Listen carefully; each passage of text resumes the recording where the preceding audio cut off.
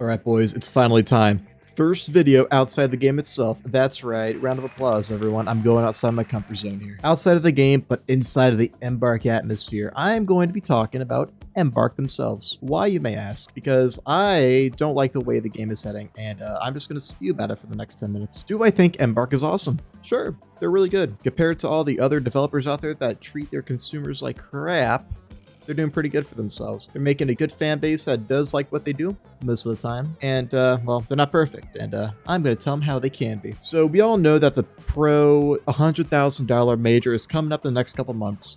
I mean, literally the entirety of Season 8 is based around it. And there's nothing wrong with that. Nothing at all. But in case you guys haven't noticed, it's a little light this season when it comes to the content. And unless you're a pro that likes everything being predictable, you know what's going to happen, you know what's going to happen, when it's going to happen, that's fine. I'm happy that you like this season. And hey, I'm not saying I don't like this season. They added the BFR, beautiful gun, P90, super fun to use. But where's the map at? We haven't had an actual real map since Naomi Citadel. Vegas doesn't count.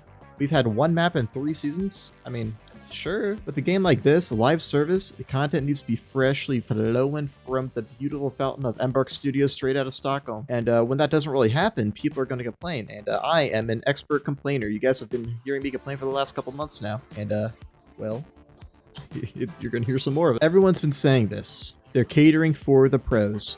And I get that they're doing it this season. I mean, hey, $100,000 isn't a lot of money. But let's not pretend it's Embark's money. I'm not going to say this without a shadow of a doubt, but Nexon, you know, kind of owns Embark. They have a lot of money. And I don't think the developers are just forking over the cash for this little doodad of a tournament we got going on here. Nexon is rich. They have a lot of money, and 100,000 is pocket change to them. So why are they trying so hard to appease something that they don't really have a crazy stake in? If their goal is to add more players to the roster in the game as a whole and not just on the pro scene, this might be a good way to do it. Esports is massive, and there's going to be a lot of people watching. Right now, as I'm recording, there's 2,000 people watching on the official finals YouTube channel for the close qualifiers in EU, and that's not even NA.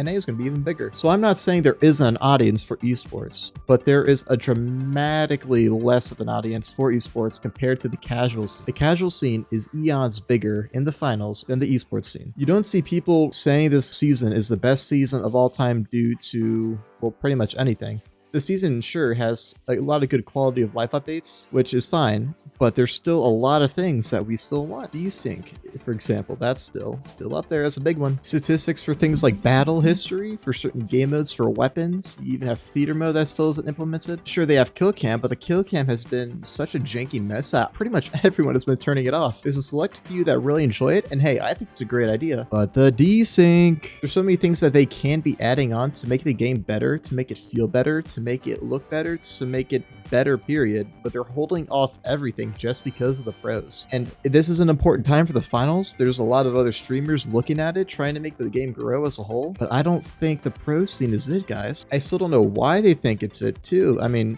how much money are they making from the casuals, from the 30-year-old dads getting home from work than they are from the 20-year-old tap strafing gooners out there? I mean, I'm pretty sure there's more people who are paying for the cosmetics and stuff like that from the casual side than the pro side. So what exactly is going on? Is Embark just going head deep into the pro scene? Is that what's happening? I really hope not.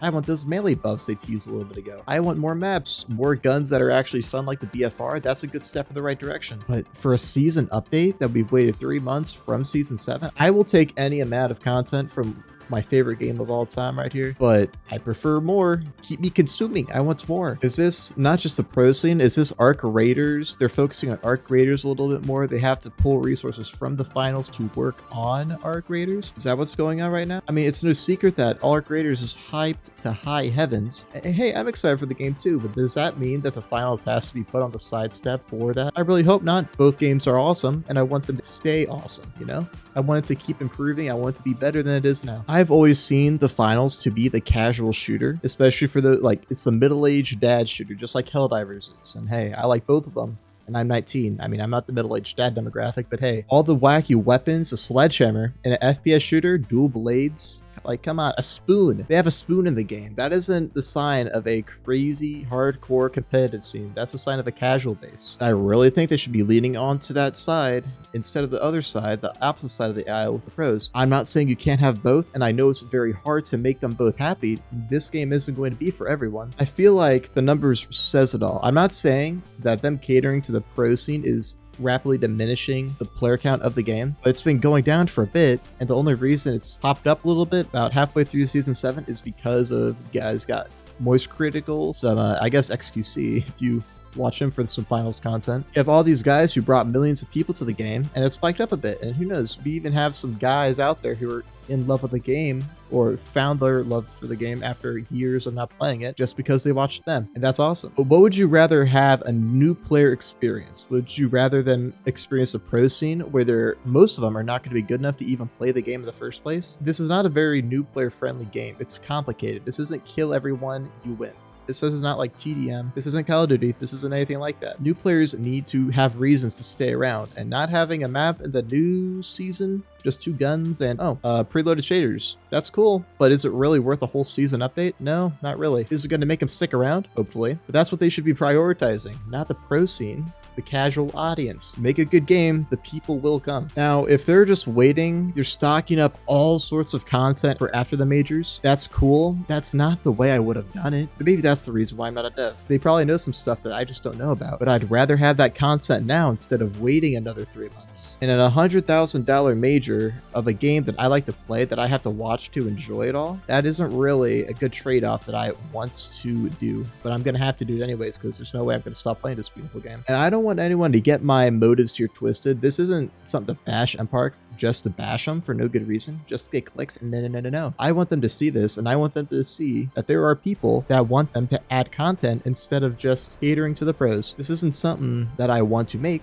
I just want the game to be better. I guarantee you the devs know that this sentiment is out there. And I hope this video even pushes it more so the developers know that the people want more content. And there's this theory I actually saw from RDIRL. He thinks this season is one of the best we've had, and I do get that. He's a pro Comcaster. He is in the pro scene, so it makes sense that he likes it. Maybe it's for the predictability. He never said that. I'm not going to put words in his mouth. But he did say this is one of the better seasons for the optimization. And, well, he's right about that. But is it one of the best seasons we've ever had? Absolutely not. And he has this theory that we're getting a bunch of content for season 9. And I really hope he's right because, I mean, come on.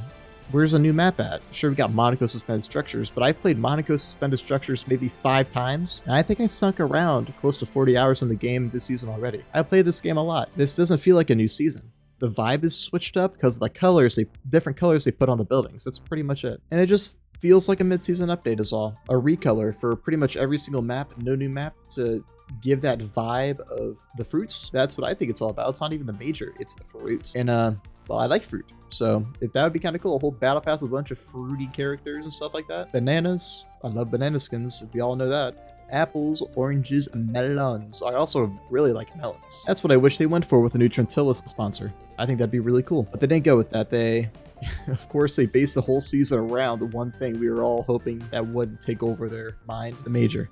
Hopefully it all changes up with next season. Artie, I really want his theory to be right. Will it? I honestly don't know. I hope it is, but will it? We have to wait and see. A whole 3 months and a bunch of qualifiers and the majors and our graders. Maybe that's why it's being prolonged, the content. Maybe that's it. I hope not, because then that's not very good for us finals players. I know most of my audience is around 25, 30 years old. You guys aren't pros. I want to hear your guys' thoughts on it because the comments, I mean, I'm literally just a doofus spouting my opinion on the internet, just waiting to see what you guys have to say about all this. Let me know. Go ahead and like, subscribe, all the YouTube stuff. You guys have a good day.